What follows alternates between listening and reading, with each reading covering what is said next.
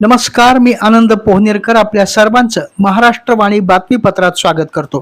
पाहूया आजची विशेष बातमी. या बातमीपत्राचे प्रायोजक आहेत सोनी एजन्सीज परभणी. लग्न सराईनिमित्त खरेदी करा आपल्या आवडत्या सोनी एजन्सीज.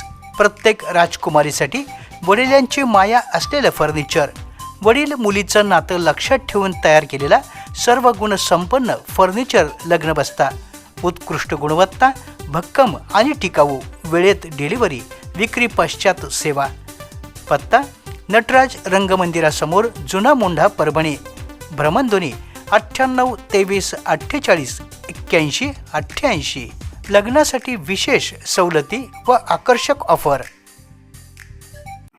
परभणी हिंगोली स्थानिक स्वराज्य संस्था मतदारसंघाच्या विधान परिषद निवडणुकीमध्ये उमेदवारी मागे घेण्याच्या शेवटच्या दिवशी बंडखोर उमेदवारांची वरिष्ठ नेत्यांनी काढलेल्या समजुतीमुळे त्यांनी आपले उमेदवारी अर्ज मागे घेतले.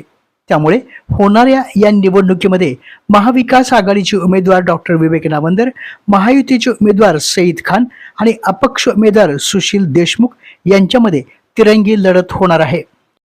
आज उमेदवारी अर्ज मागे घेण्याच्या अंतिम दिवशी राष्ट्रवादी काँग्रेसचे ज्येष्ठ नगरसेवक विजय जामकर यांनी वरिष्ठ नेत्यांनी काढलेल्या समजुतीनंतर राष्ट्रवादी काँग्रेस जिल्हाध्यक्ष आमदार राजेश विटेकर आणि गंगाखेडचे आमदार डॉक्टर रत्नाकर गोट्टे यांच्या उपस्थितीमध्ये आपला उमेदवारी अर्ज मागे घेतला.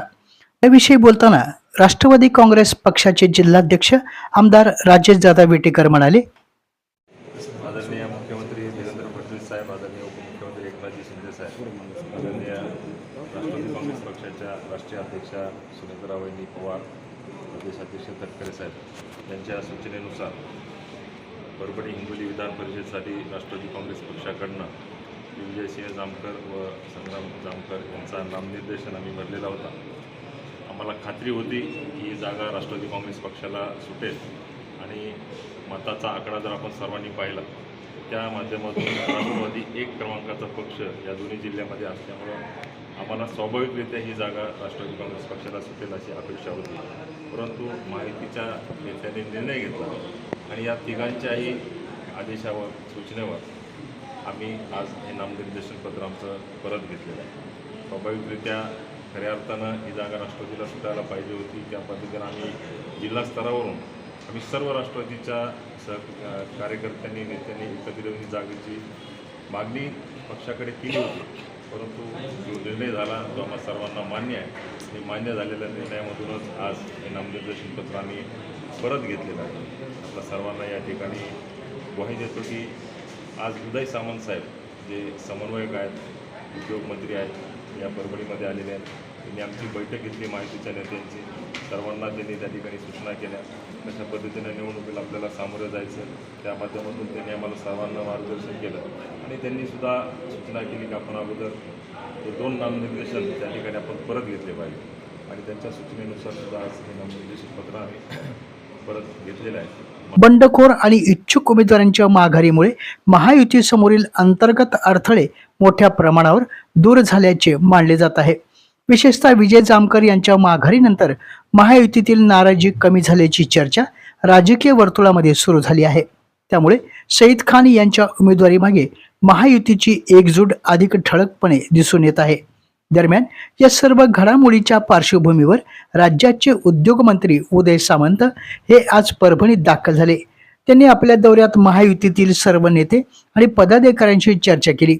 महायुतीतील नाराज नेत्यांची समजूत काढणे, निवडणुकीची रणनीती निश्चित करणे आणि स्थानिक पदाधिकाऱ्यांशी चर्चा करणे या अनुषंगाने त्यांच्या भेटीकडे पाहिले जातं.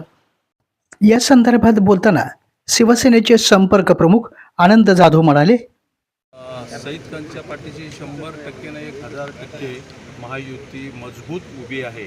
आज त्याचंच उदाहरण द्यायचं असेल तर खास करून मुंबईवरून उद्योगमंत्री उदय सामंत साहेब आले होते आणि त्यांची बैठक पत्रकार परिषदसुद्धा झाली. त्या बैठकीला पत्रकार परिषदेला आमदार राजेश विटेकर, रत्नाकरजी गुट्टे, मेघनाताई बोर्डीकर, शिवसेनेचे सर्व आमचे आमदार बांगर, संतोष बांगर, वरपुडकर साहेब हे सर्वजण उपस्थित होते.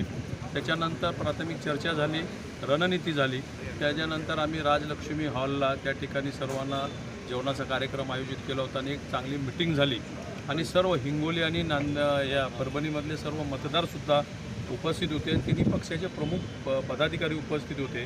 मी तुम्हाला या निमित्ताने तुमच्या माध्यमाच्या निमित्ताने मी या ठिकाणी जाहीर सांगतो की आदरणीय एकनाथराव शिंदे, देवेंद्रजी फडणवीस, सुनेत्राताई पवार यांच्या सर्वांच्या आशीर्वादाने, महायुतीच्या आशीर्वादाने 21 तारखेला 1001% सईद खान शिवसेनेचे महायुतीचे आमदार म्हणून या ठिकाणी निवडून आल्याशिवाय राहणार नाहीत, हे खात्रीने सांगतो. धन्यवाद. दुसरीकडे महाविकास आघाडीचे उमेदवार डॉक्टर विवेक नावंतर यांनी स्थानिक स्वराज्य संस्थांमधील सदस्यांच्या पाठिंब्याच्या जोरावर आपली तयारी सुरू केली आहे.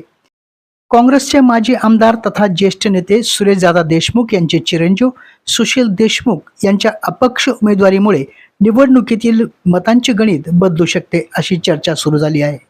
आज उमेदवारी अर्ज मागे घेतलेल्या उमेदवारांमध्ये विजय रावसाहेब जामकर, संग्राम प्रतापराव जामकर, बुधवंत विश्वजित मनोहर, मेहराज खान, शेरगुल खान पठाण यांचा समावेश आहे. आता बंडखोरांची माघार, महायुतीची एकजूट आणि महाविकास आघाडीची रणनीती, त्यातच अपक्ष उमेदवारांची एंट्री या पार्श्वभूमीवर परभणी हिंगोली स्थानिक स्वराज्य संस्था मतदारसंघातील विधान परिषद निवडणूक चुरशीची आणि प्रतिष्ठेची ठरणार आहे. आपल्या जिल्ह्यातील अपडेट बातम्या पाहण्यासाठी आमच्या महाराष्ट्रवाणी या चॅनलला लाईक करा, सबस्क्राईब करा आणि शेअर करा. धन्यवाद.